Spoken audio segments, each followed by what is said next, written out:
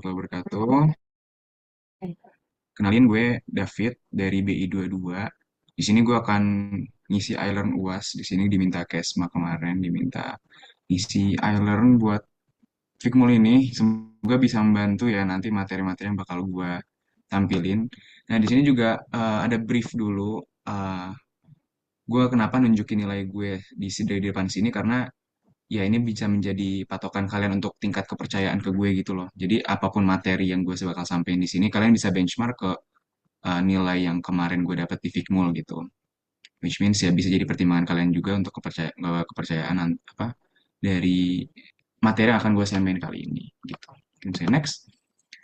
Ini ada overview yang bakal kita bahas. Ada wadiah rohan, wakalah kafalah, syirkah pertanian, mudharabah, dan terakhir penggabungan akad. Oh ya, by the way, ini materinya ini gue bikin ringkas dan poin-poin utamanya aja. Jadi nggak bener-bener dari awal sampai akhir materinya karena banyak banget dan menurut gue nggak efisien. Gue cuma taruh-taruh bagian-bagian poin-poin penting yang kemungkinan besar bakal keluar di UAS aja gitu sepengetahuan gue dari UAS yang tahun lalu. Oke, mungkin langsung mulai aja ya di Wadiah dan Rohan dari week 8. Nah, di sini kita bisa lihat wadiah itu apa sih? Sebenarnya simpelnya itu wadiah itu titipan gitu, akad titipan. Sebuah perjanjian atau akad yang bertujuan memberikan kewenangan kepada pihak lain untuk menjaga atau melindungi barang atau aset yang dimiliki secara sah. Di sini juga bisa kita lihat ada landasannya innallaha ya'murukum an tu'addul amanati ila ahliha. Di sini landasannya adalah di kata tu'addu. Nah, ini tu'addu ini menitipkan atau menyampaikan gitu ya.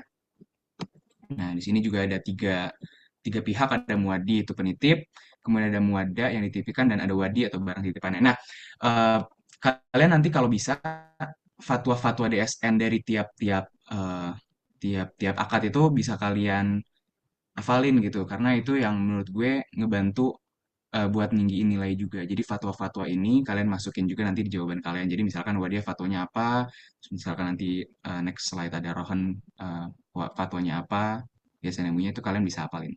Nah, Wadiah ini ada dua jenis, ada Wadiah Yad Manah dan ada Wadiah Yad Al-Amanah. Bedanya apa? Kalau yang Yad Manah itu nggak boleh digunakan. Jadi kalau misalkan pure titipan gitu, kita dititipin sesuatu, nah udah akadnya itu adalah dititipin aja ke kita. Kita nggak boleh menggunakan atau nggak boleh kayak ngemanfaatin barang itu gitu. Kecuali ketika akad wadiah itu adalah wadiah yat adomanah. Kalau yat adomanah itu boleh digunakan. Kalau yat amanah dari dari namanya aja amanah kan. Amanah itu jadi si asetnya itu atau barangnya itu cuman hanya dititipkan aja nggak boleh dipakai gitu. Nah, ini juga ada disebutkan di situ status barang titipan. Ulama sepakat bahwa menjaga titipan adalah ibadah sunnah yang berpahala dan merupakan amanah kecuali jika terjadi kelalaian atau kesengajaan maka menjadi takwaan. Oke, next. Oke, di sini ada rohan. Rohan itu ya singkatnya gadai gitu. Kita sering lihat jalan-jalan ada pegadaian dan segala macam. Nah, kurang lebih itulah pegadaian gitu. Akad yang mengatur penyimpanan sementara harta pemilik peminjam sebagai jaminan atas pinjaman yang diberikan oleh pihak pemberi pinjaman. Nilai dasarnya juga ada di sini Al-Baqarah ayat 283. Eh, nah, akad gadai ini merupakan akad tabaru gitu. Basis awalnya tuh tabaru, tapi sampai sekarang itu ada perkembangan-perkembangan dan ada fatwa-fatwa kontemporer yang sekarang akhirnya juga bisa menjadi pegadaian yang eh, ada profitnya gitu. Tapi ada terms and condition untuk rohon ini gitu. Nah, di sini fatwa DSN-nya di nomor 25 tahun 2002 tentang rahan. Ini ada empat apa madhab yang berbicara tentang rahan. Kalau Syafi'iyah itu bilang rahan itu barang yang digadaikan, barang yang kita gadaikan untuk kita mendapatkan uang gitu. Itu boleh dimanfaatkan nih sama orang yang diberi jaminan gitu. Misalkan jaminannya emas, nah kita bisa memanfaatkan emas itu. Misalnya jaminan motor bisa memanfaatkan itu, tapi ada syaratnya asal nggak memicu keributan gitu. Kemudian ada Malikiyah. Malikiyah itu benar-benar nggak boleh memanfaatkan barangnya, cuman benar-benar purely jaminan aja gitu. Nggak boleh dipakai gitu barangnya. Terus ada Hanafiyah dan Hambaliyah nggak boleh kecuali diizinin. Jadi harus ada kesepakatan di awal kalau barang ini boleh atau nggak dipakainya. Oke, tadi udah selesai Wadiah dan Rohan. Kita next ke week 9, Wakalah dan Kafalah. Oke, wakalah apa sih? Wakalah itu adalah perwakilan gitu. Pemberian wewenang kepada orang lain untuk melakukan tindakan terkait harta atau perbuatan tertentu yang telah disetujui oleh pemberi wewenang. Di sini bisa kita lihat juga.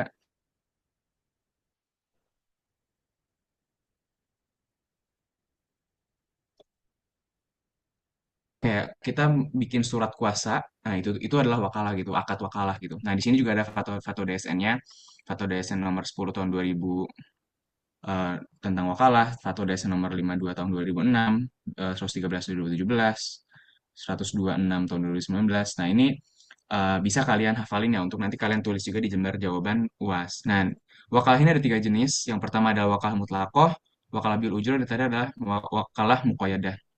Kalau wakalah mutlakoh itu benar-benar purely nitip ngewakilin gitu. Nah, nggak ada ketentuan atau kesepakatan yang harus dipenuhi dulu sebelum terjadinya akad wakalah ini. Makanya dibilang akad mutlakoh adalah atau akad wakalah yang benar-benar pure gitu, ngewakilin doang gitu. Contohnya tuh ada, tolong beliin makan di warung. Jadi kayak lu minta tolong ke temen lu, kayak tolong dong beliin gue ini atau tolong dong ambilin pulpen di sono. Nah, itu itu salah satu contoh akad wakalah yang mungkin kita terjadi setiap hari tapi nggak disadari gitu. Kemudian adalah wakalah bil ujroh. Wakalah bil ujroh itu adalah akad di mana kita ngasih kompensasi gitu kepada orang yang wakilin kita.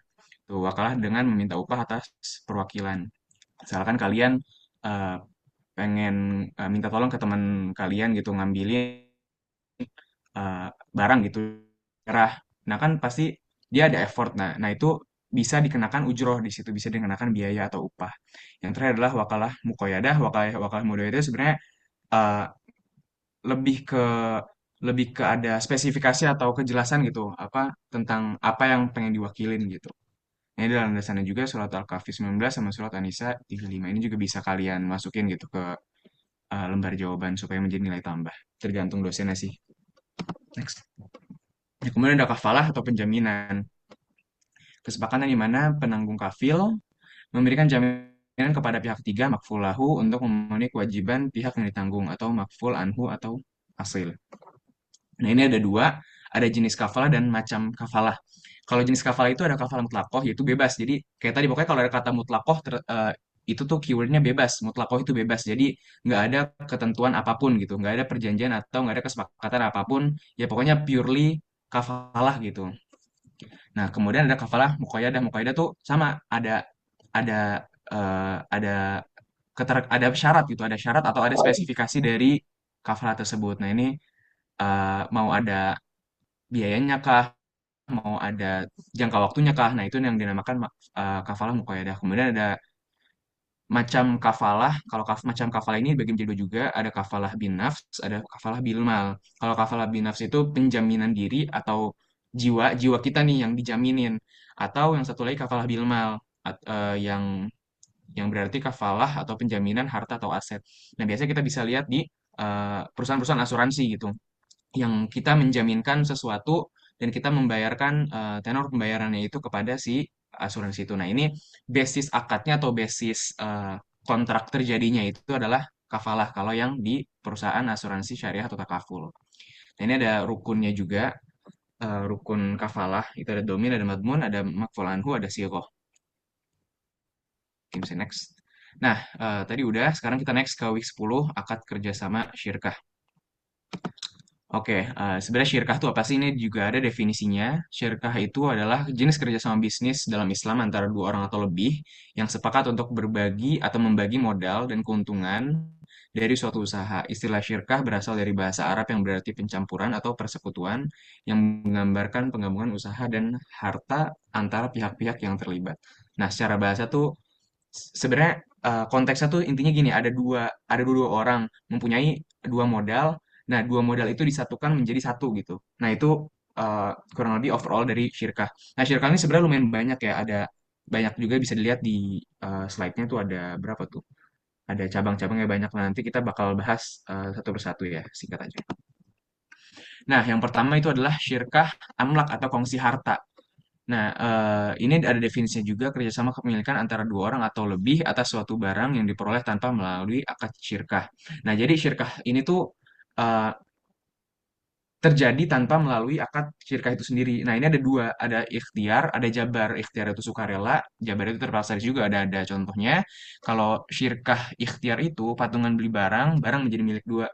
Jadi misalkan lu beli mobil sama temen lu gitu, 50-50. Nah, si barang itu menjadi milik lu berdua gitu karena kalian patungan belinya gitu. Nah, itu namanya syirkah ikhtiar atau syirkah sukarela. Kemudian ada syirkah jabar. Jabar itu terpaksa. Dua anak mendapatkan waris sepetak tanah yang sertifikatnya masih satu. Jadi misalkan ya ada dua orang anak, dia dapat warisan tanah gitu, sepetak tanah dari orang tuanya. Nah, tapi si tanah itu masih satu sertifikat, which means berarti satu sertifikat itu dimiliki oleh dua anak kan secara legal gitu. Nah, tapi ini yang dinamakan sebagai syirkah jabar. Nah, kemudian ada syirkah ukut atau kongsi akad. Nah, ini ada dibagi menjadi empat. Ada syirkah inan, syirkah mufawwadah, syirkah wujud, sama syirkah abedan. Nah, pertama nih syirkah inan. Syirkah inan itu artinya setimpal. Inan itu secara bahasa artinya setimpal. Atau kalau misalnya kita lihat di sini tuh ada dua orang manfaatin harta bareng, terus keuntungannya dibagi menjadi dua gitu. Kemudian ada syirkah mufawwadah. Mufawwadah itu dua orang kerja bareng dengan modal sama, dengan memiliki modal yang sama gitu. Nah, jadi bedanya itu kalau syirka inan yang difokuskan adalah keuntungannya bagi menjadi dua, kalau syirka mufawwadah dia modalnya yang sama gitu. Nah, kemudian ada syirka hujuh, dua orang kerjasama tanpa harus ada modal, beli barang utang, jual cash gitu. Syirka hujuh ini adalah sebenarnya jarang sih, jarang dipakai ini syirka hujuh tuh. Tapi ini penjelasannya dua orang kerjasama tanpa harus ada modal, beli barang utang, jualnya cash gitu. Terus ada syirka abdan. Syirka abdan itu dua orang memiliki pekerjaan masing-masing dan pendapatan tersebut dibagi menjadi dua. Ini sebenarnya jarang juga kondisi realnya bahwa ada dua orang bekerja gitu. Terus di pendapatannya digabungin, dua-duanya itu jadi dua. Itu jarang sih, tapi ini ada di termasuk dari akad syirkah gitu. Nah, kemudian ada week 11 ya, akad kerjasama syirkah dalam pertanian. Nah, ini lumayan banyak sih materinya. Maksudnya lumayan agak tricky gitu. Nah, apa sih definisi syirkah pertanian? Kalau tadi kan syirkah secara umum ya, ini syirkah spesifik di bagian pertanian gitu. Di sini tuh akad kerjasama antar pemilik lahan dan penggarap untuk memanfaatkan serta mengelola lahan pertanian dengan pembagian hasil panen sesuai persentase yang disepakati bersama. Akad ini juga dikenal sebagai akad al-mukhabarah. Nah, ini ada beberapa ketentuan ya, tipe akadnya di sini. Ada lahan, benih, dan tenaga kerjanya disediakan oleh satu pihak. Terus hewan atau yang biasanya ada garap, yang garap apa, yang garap tanahnya itu sama pihak lain. Ada dua pihak. Yang pertama itu lahan, benih, sama tenaga kerja. Yang satu lagi hewannya. Terus ada juga yang lahannya disediakan satu pihak, benih, sama hewan, dan tenaga kerjanya sama pihak lain. Terus ada juga yang lahan, benih, sama hewannya satu pihak, kemudian tenaga kerjanya satu pihak lain yang lain. Jadi banyak nih apa model kerjasamanya kalau misalkan dalam bidang pertanian.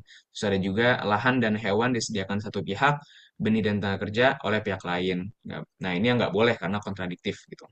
Ini yang nggak diperbolehkan kalau misalkan lahan dan hewan di satu pihak, benih tenaga kerja oleh pihak lain karena singkat gue ini materinya itu karena takut terjadi perselisihan gitu sehingga ada beberapa fatwa atau beberapa mazhab yang nggak memperbolehkan lahan dan hewan itu satu pihak, kena benih sama tenaganya di satu pihak. Jadi takutnya menimbulkan kontradiksi gitu. Nah, syirka pertanian itu secara umum dibagi menjadi tiga jenis. Yang pertama musakoh, yang kemudian ada mukhobaroh atau muzaroah, yang ketiga ada mugorosah. Dan juga ini juga bisa lihat di sini.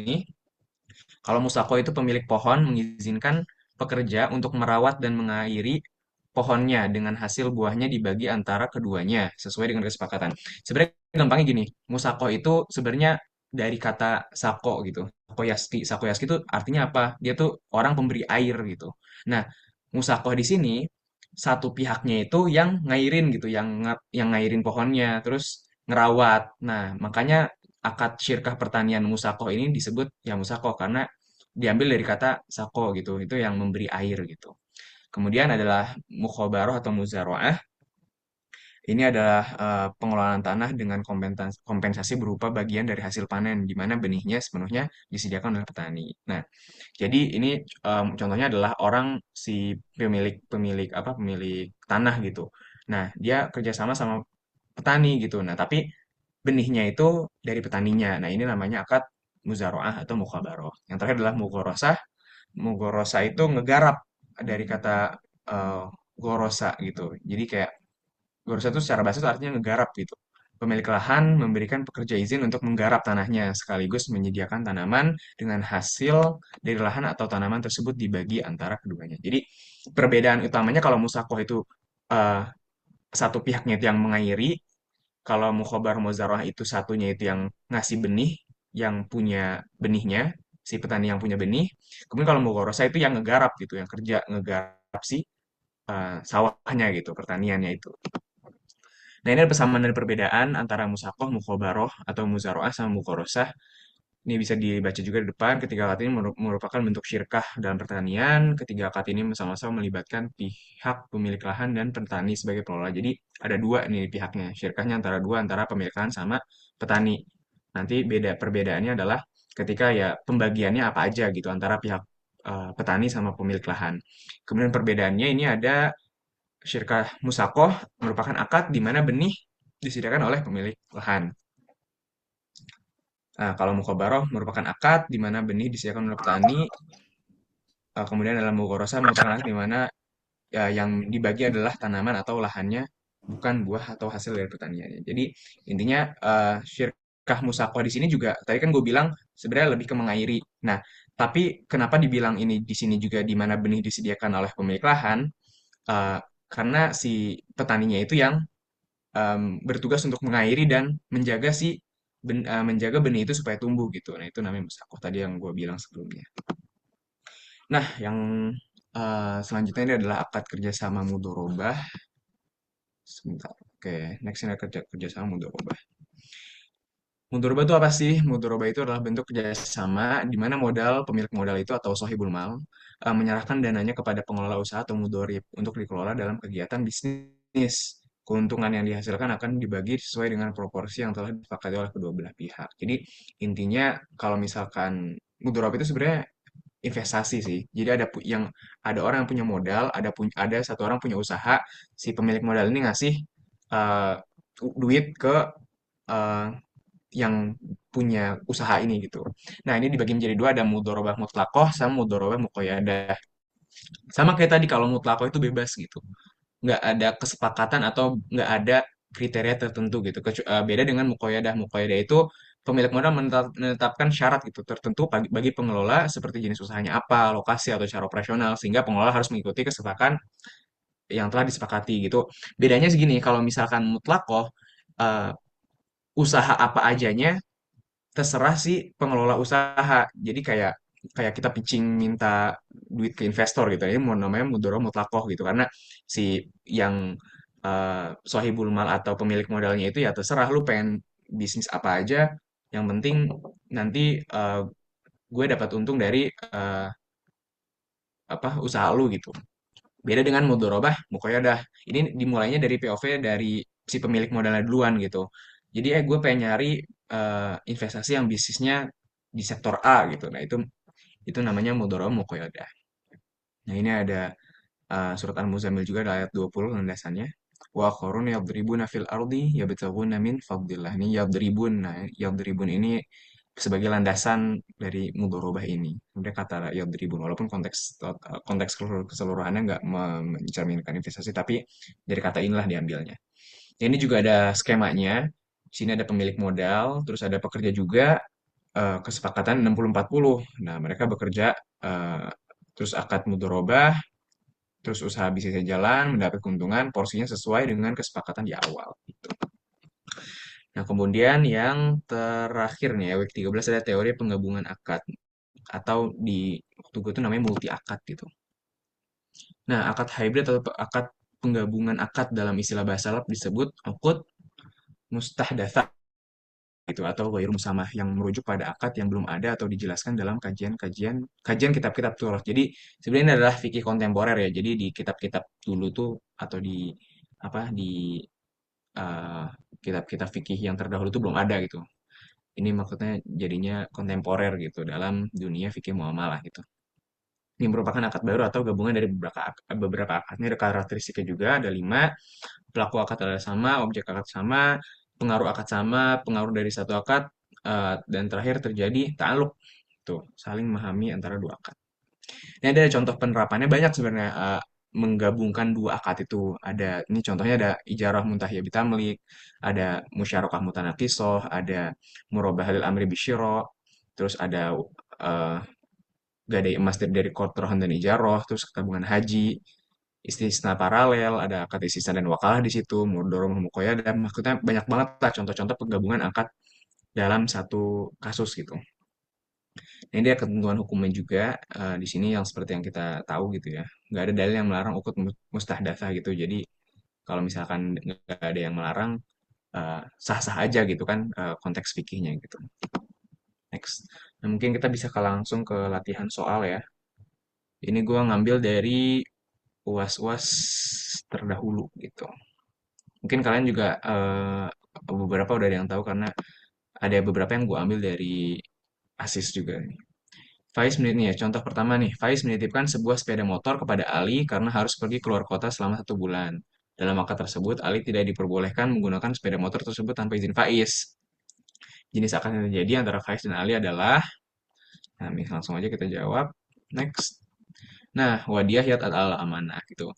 Kan tadi kita udah tahu ya, kalau misalkan menitipkan tapi nggak boleh dipakai, itu namanya wadiah yat al amanah. Tapi kalau misalkan eh, nitip tapi ada kesepakatan boleh dipakai itu namanya wadiah yad ad-dhamanah. Nah, kalau misalkan nggak boleh dipakai, intinya nggak boleh dipakai itu amanah. Kalau boleh dipakai namanya yad ad-dhamanah. Itu. Next, di sini ada soal lagi. Budi membutuhkan uang sebesar 1 juta dan memiliki emas batangan seberat 3 gram gitu. Ia menggadaikan emas tersebut kepada Bapak Reza untuk mendapatkan pinjaman senilai sejuta itu. Reza menyiapkan emas tersebut tapi biaya pemeliharaan 10% dari pinjaman untuk 4 bulan dibebankan kepada Budi. Saat jatuh tempo, Budi tidak mampu melunasi utangnya sehingga emas tersebut dijual melalui proses lelang oleh Reza. Pertanyaannya, apakah emas tersebut boleh ditahan oleh Reza? Nah, di sini sebenarnya ada beberapa ikhtilaf ya, Kak. Karena tadi pertanyaan pertama itu rohan itu nggak boleh gitu. Rohan itu nggak boleh dimanfaatin. Tapi dalam kontemporer pun ada loh yang maksudnya memperbolehkan bahwa si pegadai ini boleh menahan gitu. Jawabannya kan boleh menggunakan akad rohan. Ketika seorang ingin mendapatkan cash dan pergi ke pegadaian, orang tersebut perlu ada jaminan ditahan untuk menjadi penjamin cash yang terima oleh orang tersebut sehingga sah-sah aja jika Reza menahan dan melelang emas tersebut karena Budi tidak bisa membayar kembali yang dipinjamnya. Ya, begitu jawabannya. Mungkin kita bisa next lagi. Jelaskan fitur dan perbedaan dari hawalah, wakalah, dan kafalah. Ini ada di UAS 2021-2022.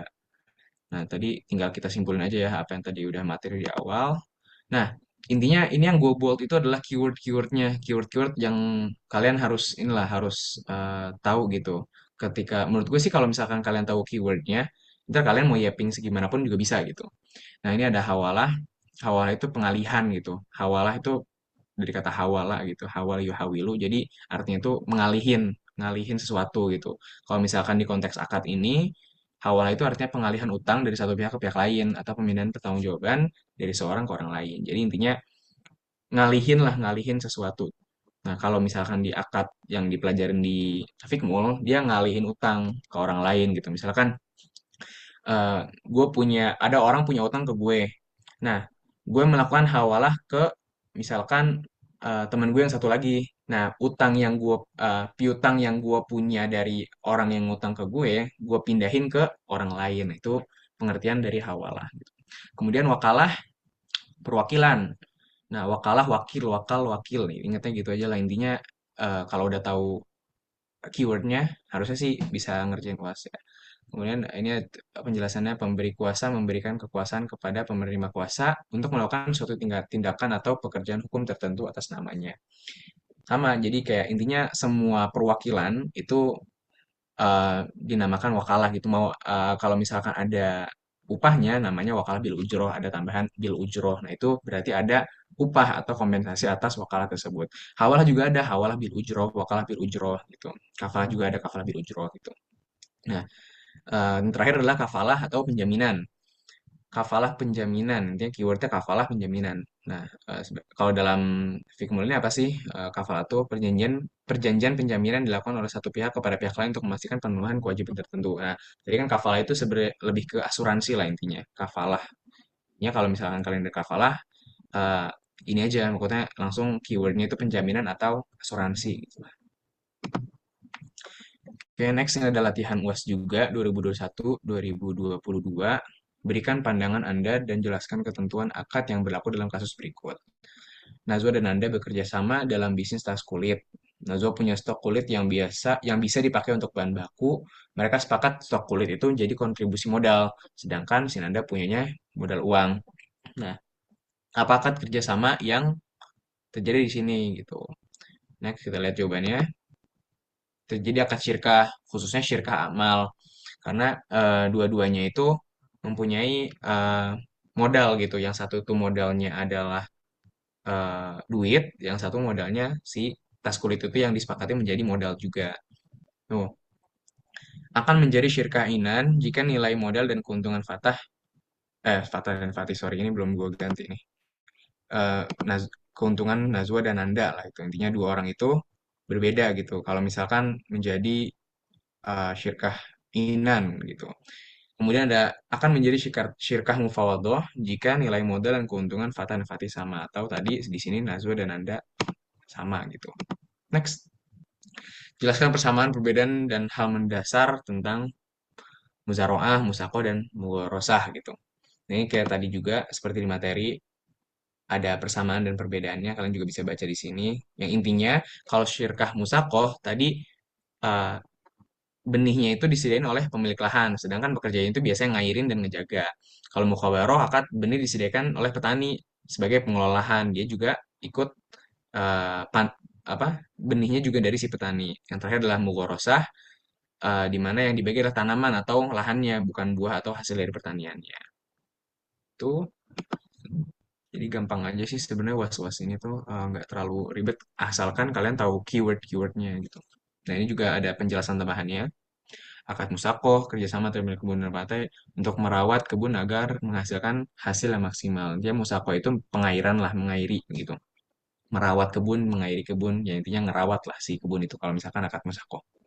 Terus mukobaroh penggarap tanah untuk mengelola tanah pertanian dengan ketentuan pembagian hasil panen. Terus ada mukorosa juga, akad kerjasama antar pemilik lahan dan penggarap dalam rangka penanaman pohon keras di mana yang dipanen adalah pohonnya bukan buahnya, yang hasilnya dibagi antara pemilik lahan dan penggarap sesuai nisbah yang disepakati. Dan juga bisa kita lihat juga yang di materi-materi sebelumnya tentang perbedaan akad musakoh, mukhobaroh, dan mukorosa.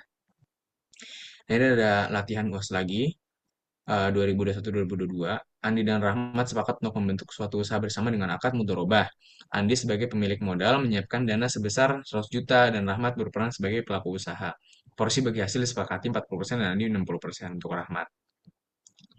Dan dalam perjalanannya Rahmat tertarik untuk memberikan kontribusi dana sebesar 20 juta. Dengan demikian Rahmat juga bertindak sebagai penyerta modal dan disepakati pembagian keuntungan syirkah sesuai proporsi modal. Nah, jelaskan akad yang terbentuk, bagaimana hukumnya, dasarkan penjelasan Anda dengan fatwa MUI terkait kasus ini. Nah, kita lihat jawabannya. Nah, ini singkat aja gue jawabnya. Ini adalah akad mudorobah musyarakah. Nah, kenapa mudorobah? Mudorobah karena si pemilik modal dan ada pelaku usaha. Maka karena kalau ada mudorib dan sohibul mal, maka itu disebut sebagai akad mudorobah. Ini kan juga ada yang akad mudorobah.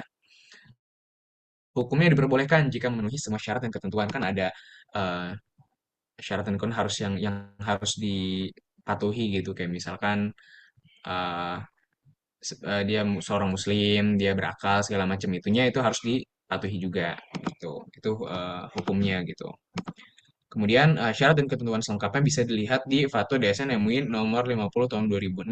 Nah, Fatwa DSN MUI 50 tahun 2006 ini isinya tentang mudorobah musyarakah. Nah, nanti kalian pas ngejain UAS itu bisa isi gitu apa, kalian bisa baca dulu tentang sebenarnya mudorobah musyarakah tuh detailnya seperti apa sih. Nah, nanti kalian juga bisa tambah-tambahin supaya eh, nambahin nilai juga. Sebenarnya kalau misalkan jawaban kayak gini juga udah menjawab.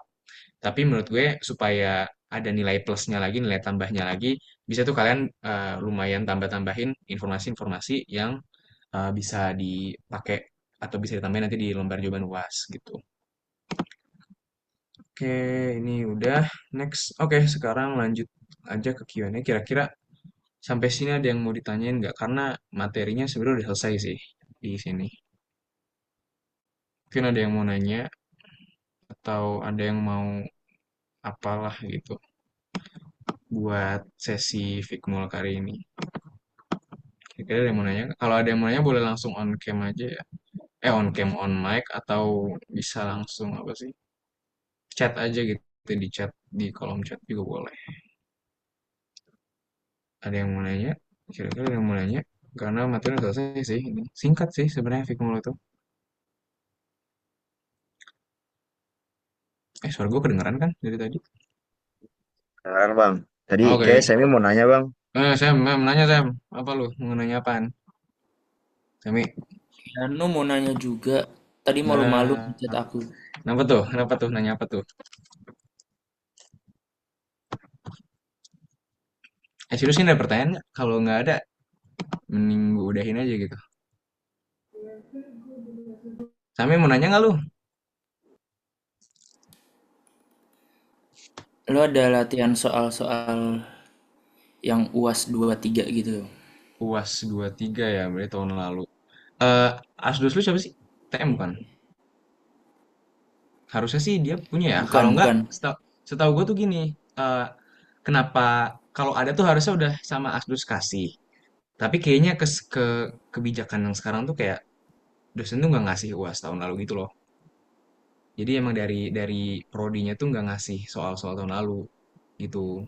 Kayaknya sekarang tuh gitu deh. Soalnya ada beberapa matkul yang di semester 5 gue tuh pas ditanya soal tahun lalu sama asdos gue tuh kayak emang nggak ada gitu. Kayak pas gue nanya kasus gue di matkul ada di semester 5 tuh, kak, eh, ada ini nggak ya soal tahun lalu? Kadang katanya tuh ada yang bilang dari prodi itu udah nggak ngasih gitu. Tapi kalau misalkan ada ntar paling gue eh, drop deh ya nanti paling sama asdos kalian tuh kalau nggak Rifka si TM.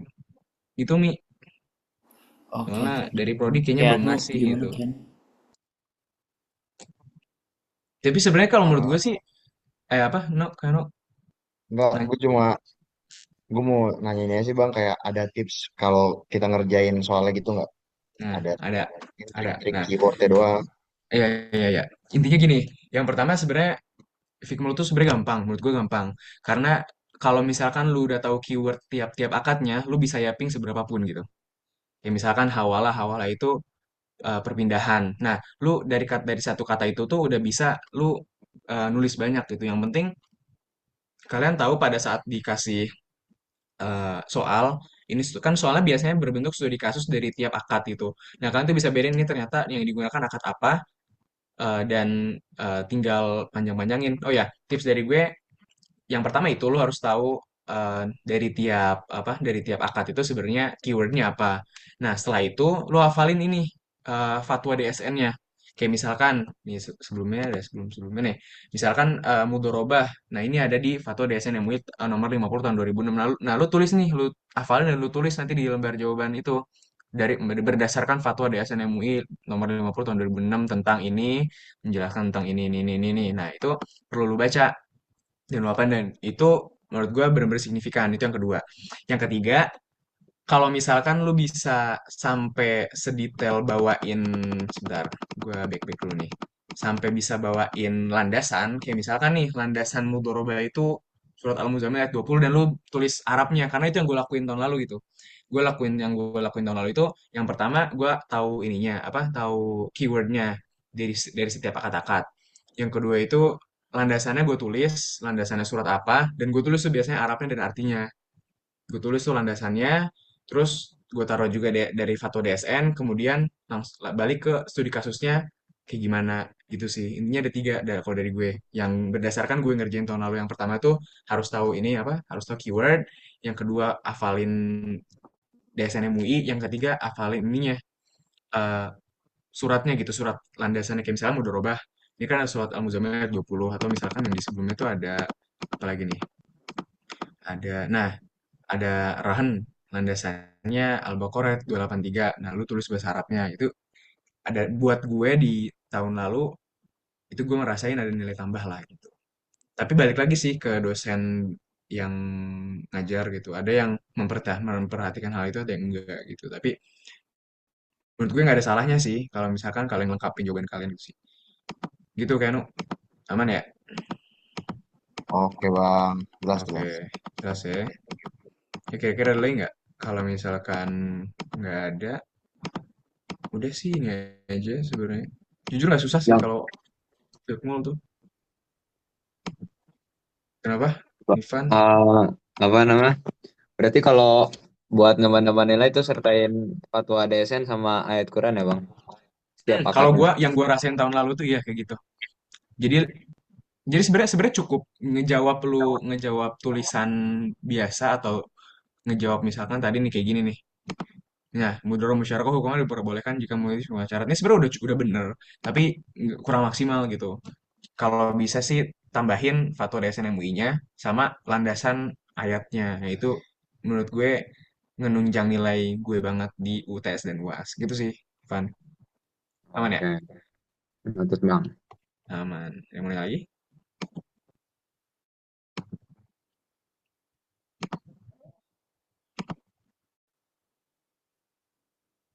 Yang mana lagi? Dan Zafar. Kalau udah, gue balikin lagi deh ke Kesma. Mungkin thank you. Kalau misalkan ada pertanyaan susulan, boleh aja langsung PC2, PC gue. Oh, dosen gue dulu ini, Pak Ifham. Pak Ifham dosen gue dulu. Fikmul, ya. Fikmul gue sama Pak Ifham. Nah, kalau Pak Ifham itu modelannya yang ngehargain tulisan Arab sih. Karena kelihatan bahwa kayaknya lu paham gitu. Kalau misal, oh ya, satu lagi, eh, biasanya kalian ini aja bener-bener ngikutin dari kisi-kisi gitu, kisi-kisi yang biasanya datang sih ke kalian ada kisi-kisi kayak kayak UTS kemarin harusnya ada juga kan, maksudnya tiap angkatan harusnya dapat tuh kisi-kisi buat nanti UTS atau UASnya. Jadi kalian bisa belajar juga dari situ. Mungkin lebih lebih lebih akurat sih kalau misalkan belajar dari situ. Tapi baik lagi kalau konsep-konsepnya kan yang tadi gue udah bahas di awal. Tapi untuk detail atau teknisnya itu balik lagi ke kisi-kisi yang bakal ada kan biasanya ada sih biasanya ada. Tapi kalau nggak ada ya gue nggak tahu deh. Kalau Pak Basuki gimana Bang? Jujur kalau sama Pak Basuki kemarin gue belum pernah ya sama Pak Basuki. Tapi dari apa testimoni teman-teman gue perlu lebih effort. Nah gitu. Nggak jelek tapi perlu lebih effort aja, lebih effort banyak, lebih ya ayatnya dilengkapin gitu, fatwanya lu harus jelas gitu. Gitu sih Van, kira-kira ada lagi nggak pertanyaannya? Gue stop sharing dulu kali ya. Aman ya? Oke, kalau aman gue balikin lagi ke Kesma. Thank you Kesma.